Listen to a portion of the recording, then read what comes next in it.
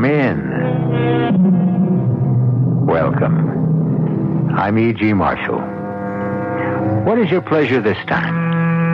How about a little murder with mystic overtones? Not to mention a most unusual motive. Why do men kill? In the ordinary way, for money, for power, for women. And then we have those who kill for revenge, or out of jealousy, or because they are consumed with hatred, or driven insane by emotion. Moving along, we even have those idealistic spirits who will kill you for your own good, because you are too obstinate to accept their religion or their way of life, which they insist is better than yours. With all of these, we are more or less familiar. But did you ever hear of a man who was killed because the murderer wanted his talent? You're about to. Don't kill me. I'm sorry, Fred. I really don't want to. I have money. Take my money. I don't want your money. I'll resign. You can have my job. You can have a great career. I said I was sorry. I'll give you everything I own. It's not enough. It's not enough. But I'm rich. It's not enough. Well, what do you want? I want everything you are. Everything you are.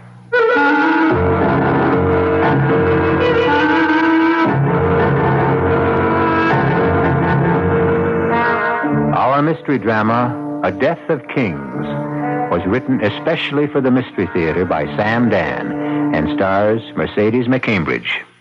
It is sponsored in part by Sign-Off, the sinus medicines, and imported Vigna Rosé wine.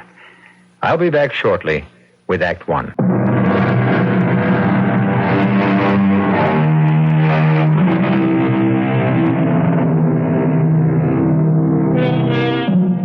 His name is Frederick Sparling, and you'd never notice him in a crowd.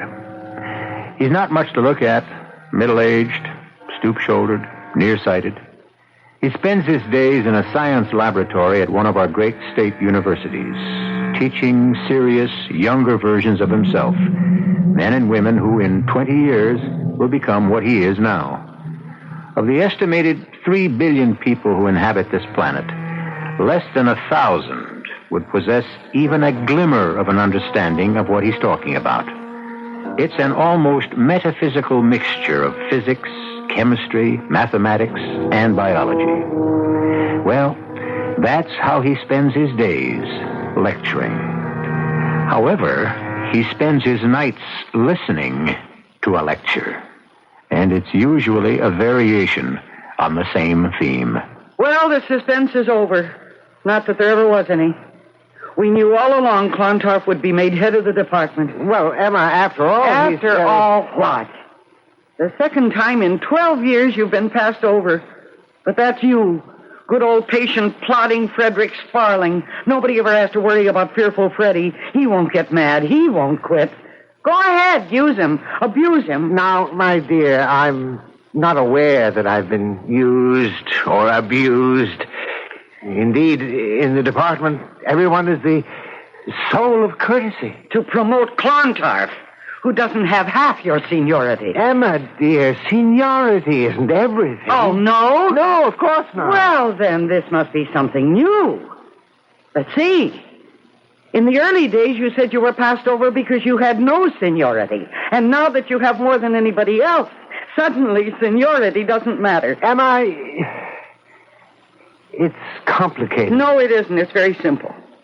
You know as well as I do that to be the department head, you have to be a full professor. Oh, let's not start rubbing salt in that wound. Yes, but Emma, you've the got most brilliant man in the field, and you're only an associate professor. Emma, we go through this again and again, and really, you know why I'm not a full professor. Well, maybe you're satisfied being pushed around. These sudden, furious outbursts have been known to create such serious imbalance. Well, I'm right. You know I'm right. It's pure and plain and simple justice. Chemically, you risk death from oxygen deprivation. Oh, I'll die. And it's going to be the perfect crime, because you'll kill me. But who could prove it? What's the district attorney going to say? Your Honor, he worried her to death. He got her so mad she... There is a logical, reasonable explanation why I cannot be head of the department. Well, I don't want to hear it. I can't be head of the department unless I'm a full professor, and I won't be appointed full professor because... Well, I haven't published anything. And why not? Because... Why not? Look at the tripe those other men write. Precisely. And I won't publish unless it's something meaningful. Meaningful?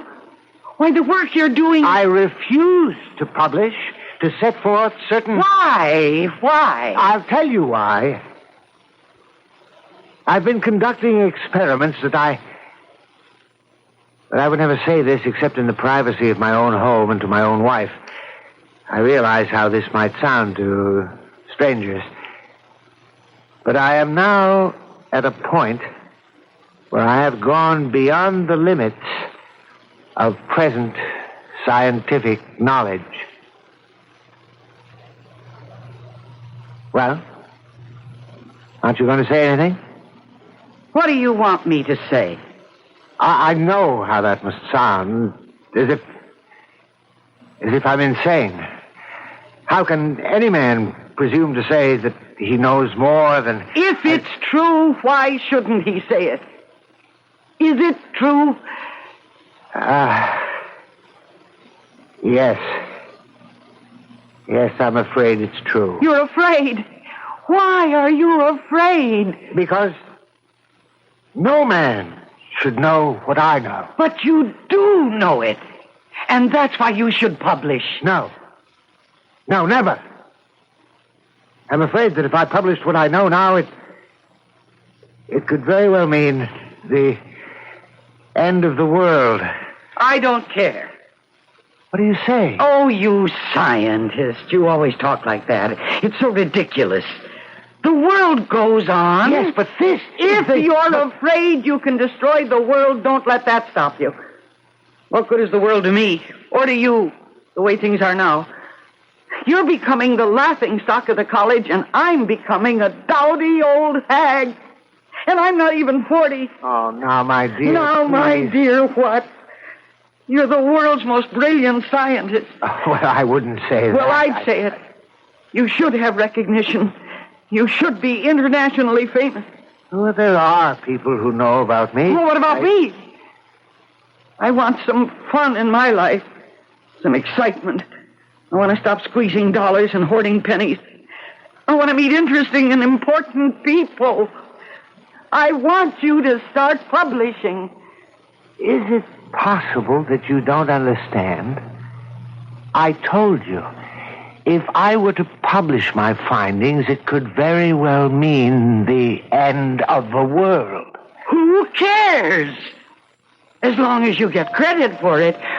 What? What's this? Who'd call on us? I mean, it isn't as if we were somebody. Now, Emma, we are important. Everyone thinks highly of us. Are you kidding? Well, aren't you even curious? About what? About who's at the door. Oh, yes, I know who's at the door. You do? It's Alex. Alex? Alexander Thornhill. I never heard of him. He's one of my students, one of my graduate students. Brilliant fellow, but he, Yes? Well, he's having some financial difficulties, so I told him he could, stay here for a while. You what? Well, we do have a spare room. Well, you just tell him. Yes, but he has no place to stay. What am I running here? A hotel? He'll have to leave college. A brilliant mind will be lost to science. Well, science has too many brilliant minds now. You just tell him you made a mistake. Emma, you can't... Go ahead, make me the villain. Just tell him that your wife disapproves. But, Emma, this young man must have a place. You won't tell him. All right, I'll tell him. I'm coming. Wear out the bell. Look here, I'm Mrs. Sparling, and I want to tell you that it's... Good evening.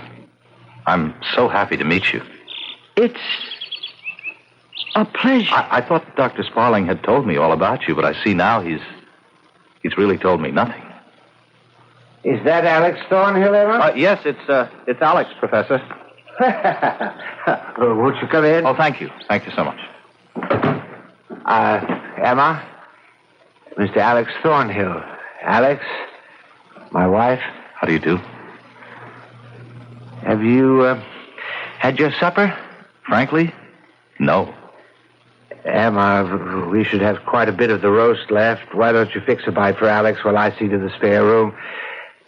Well, Alex, I thought you were bringing all of your things. I did. Everything I own in the world. In that little sack? Well, let me get your room ready, and meanwhile, you two can get acquainted. Excuse me? He didn't ask you, did he? What do you mean? Oh, well, I can tell you're not overjoyed to have me stay here. Well, why do you say that? Are you sure I won't be in the way?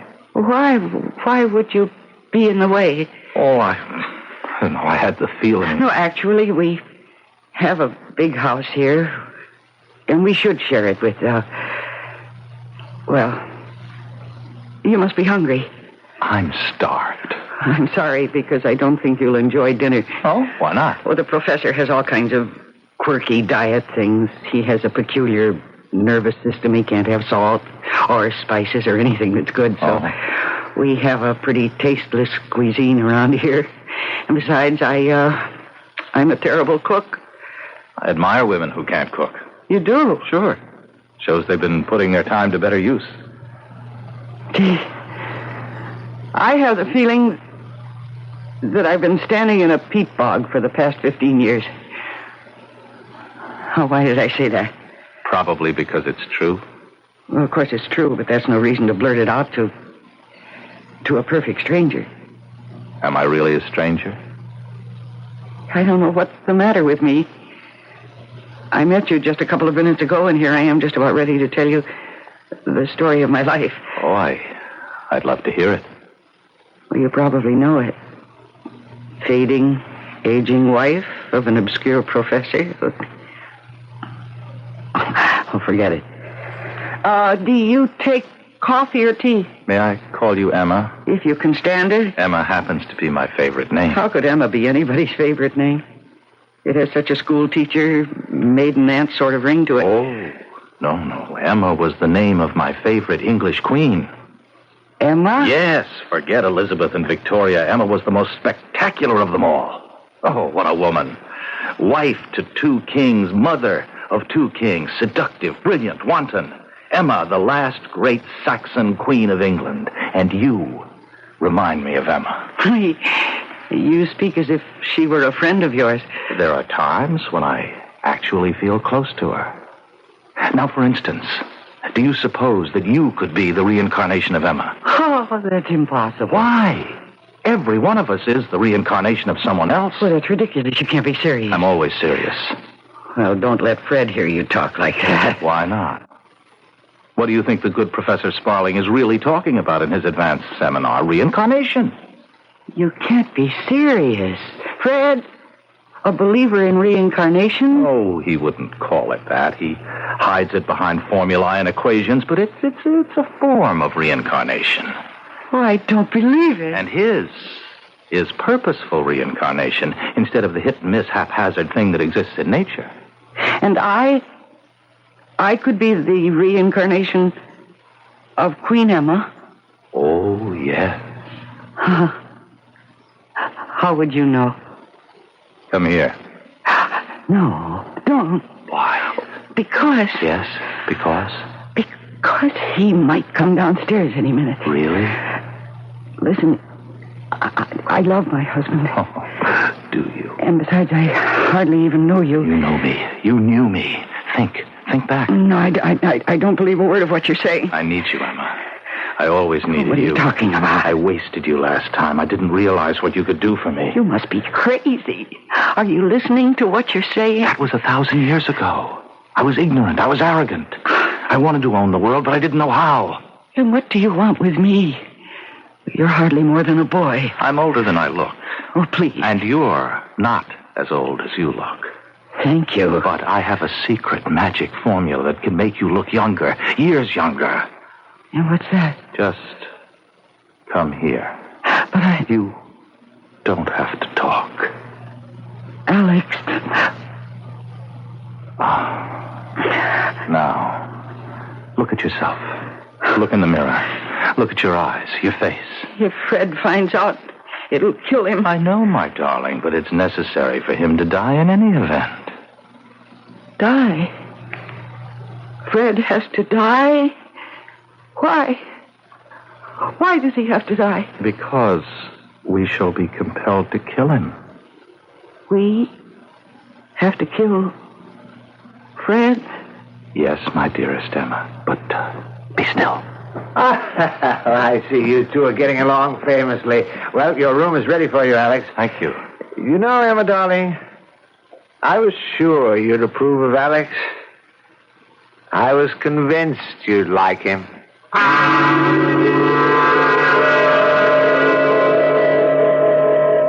The amenities, the niceties, the small talk that makes up so much of the ritual of our lives. I was sure you'd approve of him. I was convinced you like Alex. If the good professor only knew how much Emma approved of and liked Alex. He may find out when I come back shortly with Act 2.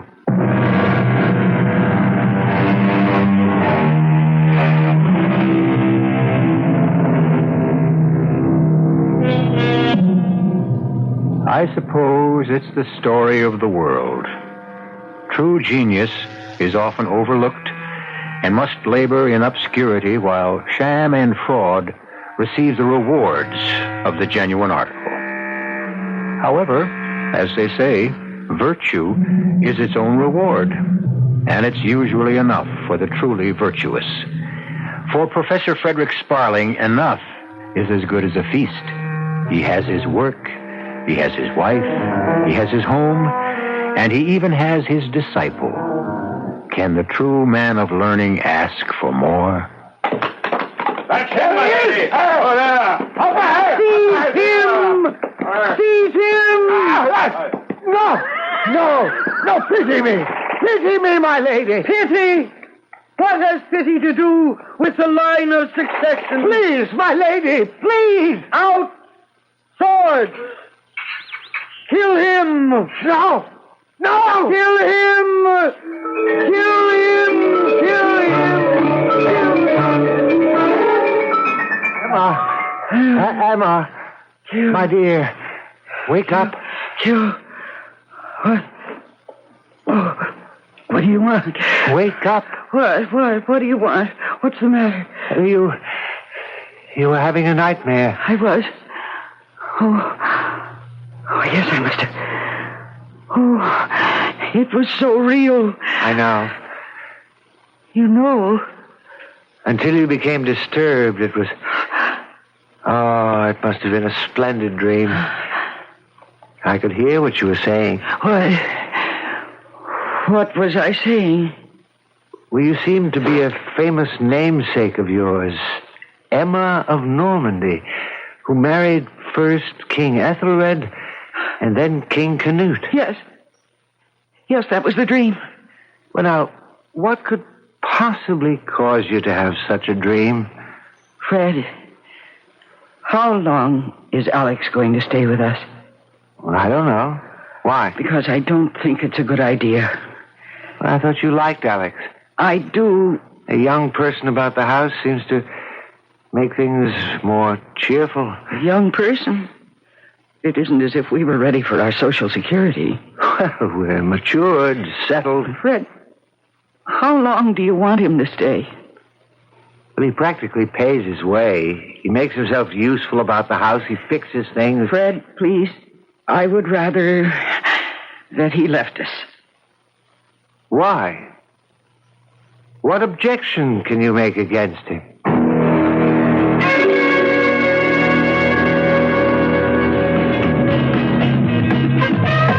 Alex, I don't think coming to a place like this is such a good idea. Why not?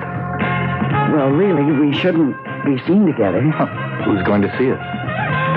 When is the last time you went out dancing? I don't remember. When is the last time you had any fun? I can't remember. Alex, I want to tell you something. Do you want me to leave the house? How did you know? Because you're being Emma. Queen Emma. Oh, please, Alex. Don't you see how your life runs parallel? She was also married to a Fred Sparling, except his name was Ethelred. Ethelred the Unread. Oh, that's nonsense. Why? Well, how can it be anything else? His world fell apart, but not hers. She knew what to do. She prepared for the future. And so when her husband died, providentially, they say she may have had a hand in it. Why are we talking about this? Is it painful?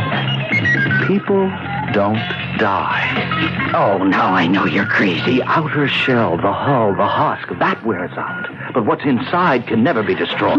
Please take me home. The genius of a Da Vinci, a Beethoven, the evil of a De Medici, what happens to it? It goes on living. It finds itself another shell, another husk, another covering, another temporary shelter. Well, you can't prove that. Do I have to? Doesn't it make sense? You could have been Emma. Emma of Normandy. I am not the kind of woman who leaves her husband. Even if you're unhappy? I'm more than just unhappy. I'm frustrated and I'm bitter and I... Oh, what's the difference? I made a vow. So did Emma of Normandy. If I hear one more word about Emma of Normandy, I'll walk out of this place. All I'm asking is... Just look around you. Look at all these really attractive girls. Some of them are half my age. Look at how they're looking at you so boldly and invitingly. Why do you want me? Oh, I know your problem.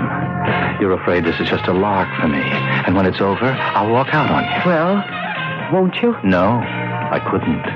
Because after Fred is gone, I'll need you more than ever. Why do you keep saying after he's gone? Because he has to go.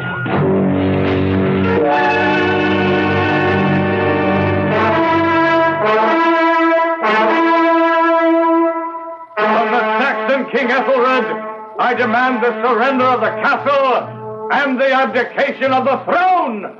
Well, give him your answer. Hurl down heavy boulders. Pour boiling pitch from the battlements. Emma, be silent. I will not be silent while this bloodthirsty Viking pirate... Emma... That's what he is. That's all he is. He will not take away my kingdom. You forget. I am the king. Then act like a king. Yes, well, what am I to do? You? Mount your horse. Lead your troops through the gate in counterattack. Be the king. Attack. Yes. What? I shall have to consult with my counselors. And meanwhile, we shall lose the kingdom. No. We shall consult and discuss and hold a parley. What is your answer, Saxon king? Let your sword answer him. Let your sword find his heart's blood. Emma, I must listen to my counselors. Your counselors, ignorant, half-witted, traitorous. Now, Emma, really, you have said too much. What is your answer? We shall storm the gate. We answer death.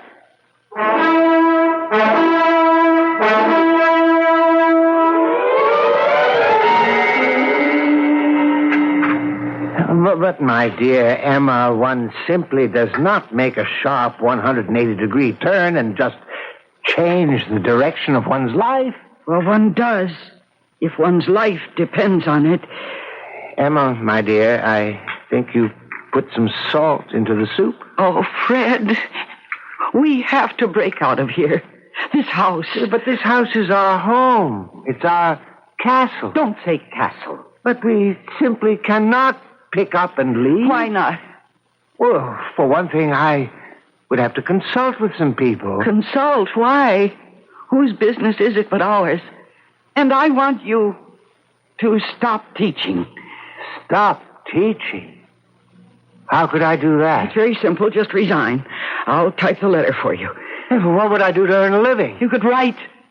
About what? About the things you know. Things no one else does. Those are dangerous things. Good. Then the whole world will want to read them. What I know, in the hands of an unscrupulous man could... Well, he could own the world. How? He could simply say, obey me, or you will cease to exist. Then why don't you say it? Because I can't. Why can't you? Because I can't even explain it. Try. No, don't you see? A man isn't just what he knows. What he knows is a dynamic part of everything that combines to make his personality. This knowledge is only a part of me. There's the rest of me. And what I am prevents me from being ruthless. Well, I can do it for you, Fred. Oh, Fred, aren't you sick of being nobody? Well, I don't feel that I'm Well, you're a character at the college. Oh, sure, there's old Fred Sparling. Old? You're hardly 45. Harmless old Fred. Teaches our seminars, way up in the clouds there. All that theoretical stuff has no practical application. Now, Emma, you're beginning to secrete adrenaline. I know that, Fred. Too much. What do you expect? You have to secrete enough for two. Yours never flows. Your heartbeat, your pulse, your respiration. Oh, damn it, Fred. Those are the vital signs of life. Don't you ever get mad. No. Well, I see no point to anger. Well, maybe this will make you mad. Your star pupil, Alex. Ah, brilliant lad. He's more than my star pupil. He's my disciple. So much the worse. Alex, his life depends on your generosity. Without you, his education would be finished. Now, please, Emma, one doesn't flaunt charity. Without you, he wouldn't have a place to sleep. We are commanded by a higher power than ourselves to share what we have. It's our duty to share. Is it? Of course. Everything? Yes, Emma. We must share everything we have. Even our wives? What? What did you say? I want to know if a man is required to share his wife. Darling, what does this have to do with everything? Alex? From the charitable goodness of your heart, you have given Alex a place to sleep. And from the moment he crossed your threshold, he has been trying to sleep with me. Now, Fred, what do you say to that?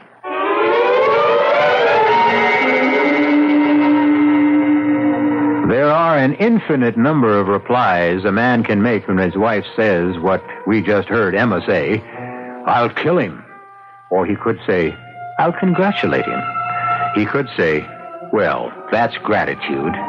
Or he could say, you must admit my friend has excellent taste. Who knows? We all will when I return shortly with Act 3.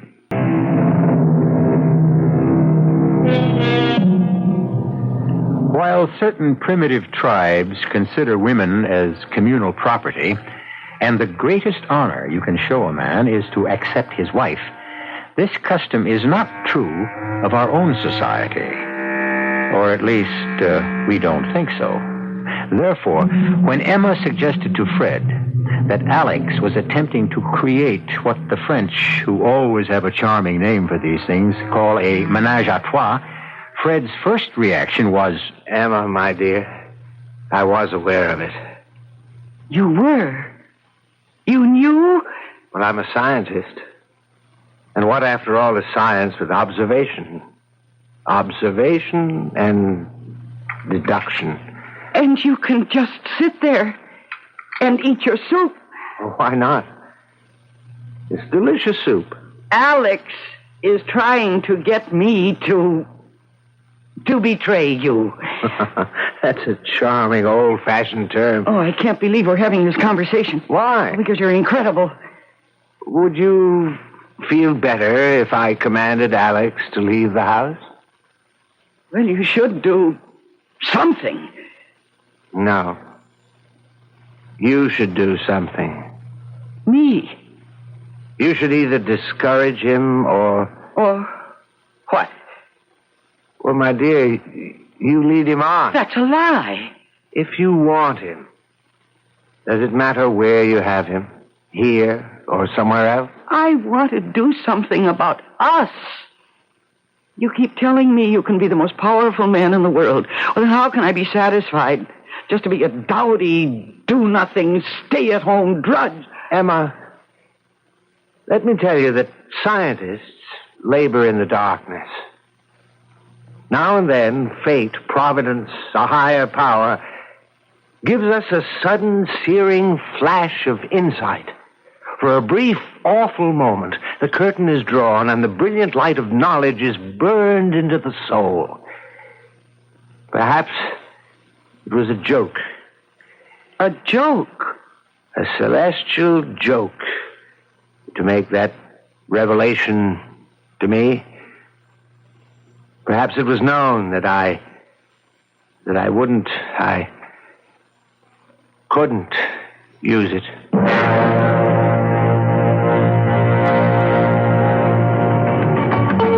You look beautiful tonight. Keep saying it. You'll convince me. You know what a woman needs to make her beautiful?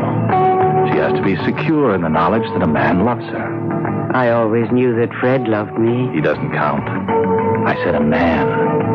I know what you're saying. And I know what you mean. And I believe you. You sure it isn't the wine talking? It's me talking. Emma Sparling, formerly Emma of Normandy. Ah, do you really believe you were Emma of Normandy? You were the one who convinced me of it originally. But does it matter if it's true or not? I feel like Emma of Normandy.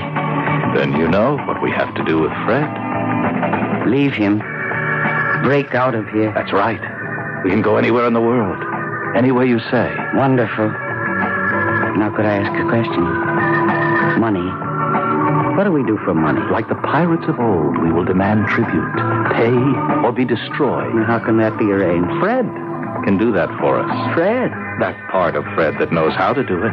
Listen, Fred told me. I know what Fred told you.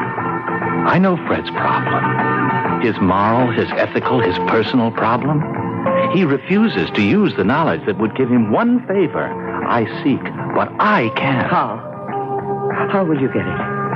Is it in a formula or something like that? Oh, no. No, it's nothing like that. It exists in his consciousness. I don't follow. It's his talent, Emma. His personality. I mean, to take those from him. I'm not hearing you right. Why?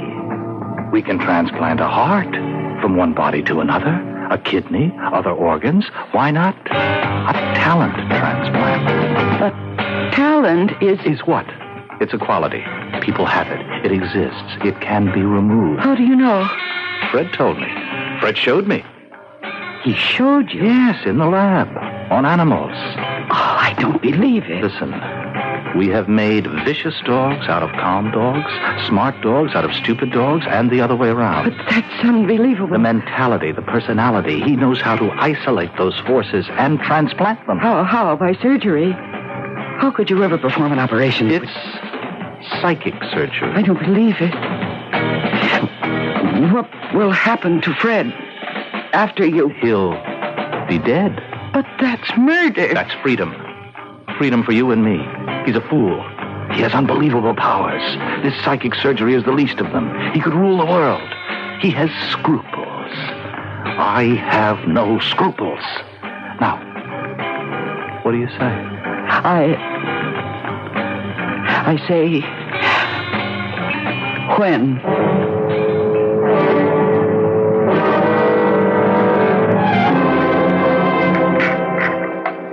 More coffee, darling? Oh, yes, I think so. I don't understand why I should feel so drowsy. Maybe it'll wake me up. Here you are, Fred. I have some papers I really should go over this evening. Alex. Yes, Professor? We really should check the results of those experiments. If you're feeling up to it. Oh, yeah.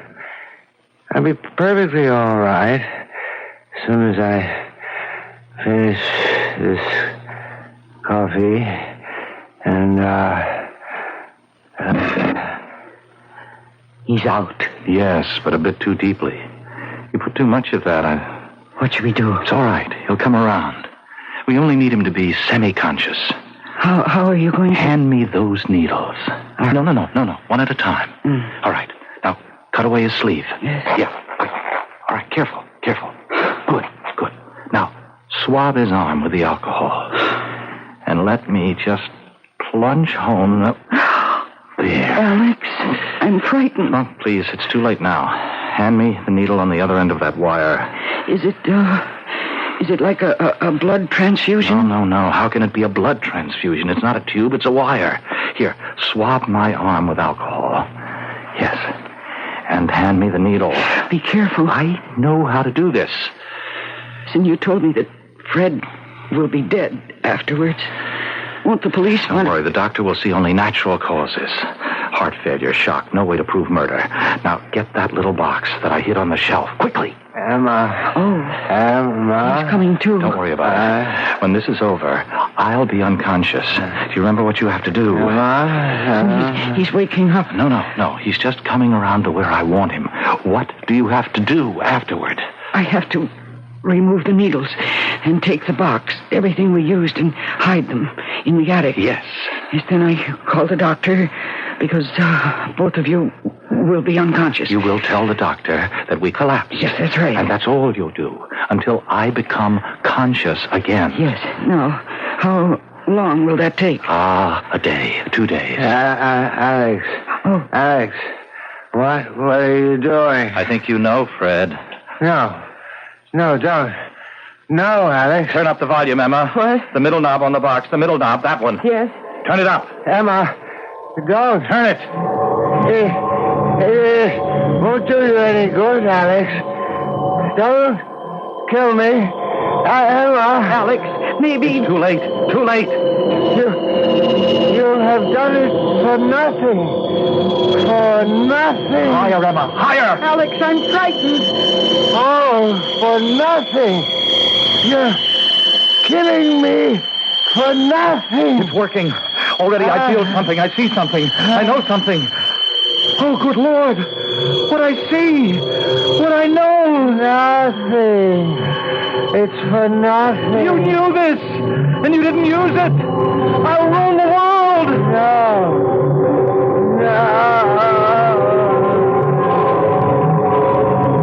Alex, is he dead? Emma, we own the world. I can make matter disintegrate before your eyes. I can make it happen just by thinking. No one can stop me. We will rule, Emma, the way we once did. But this time, forever.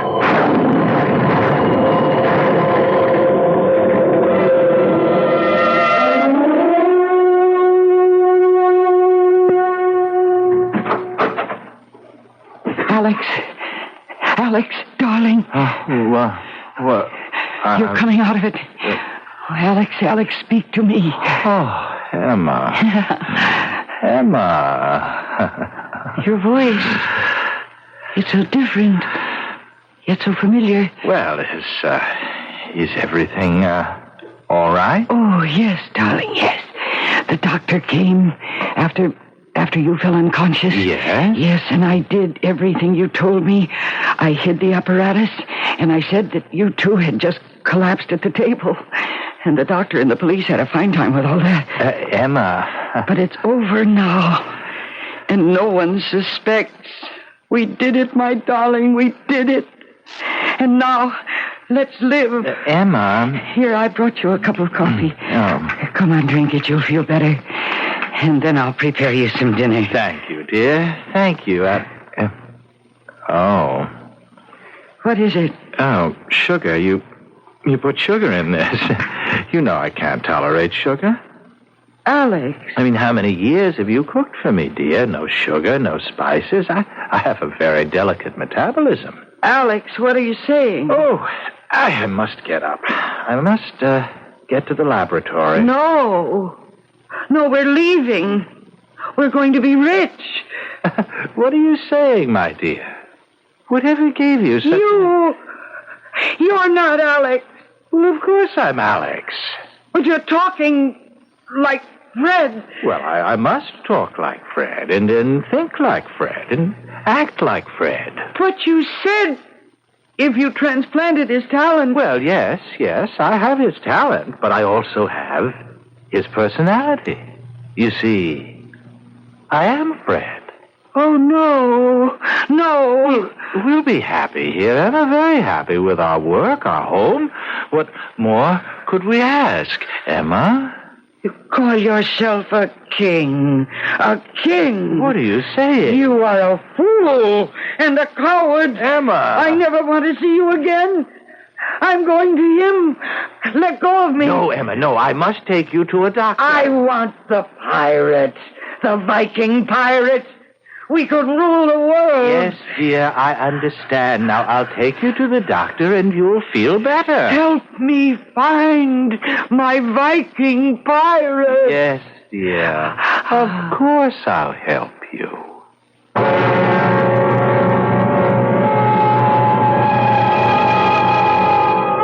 She started out 1,000 years ago as Emma of Normandy. That was the first time she married Ethelred the Unready and left him for the Viking Canute. And she's been leaving him ever since. But this time, for the first time, she has both of them in the same body. Where can she go from here? We'll have to wait a couple of 100 years to find out. You only have to wait a few moments, however, for me to return with more.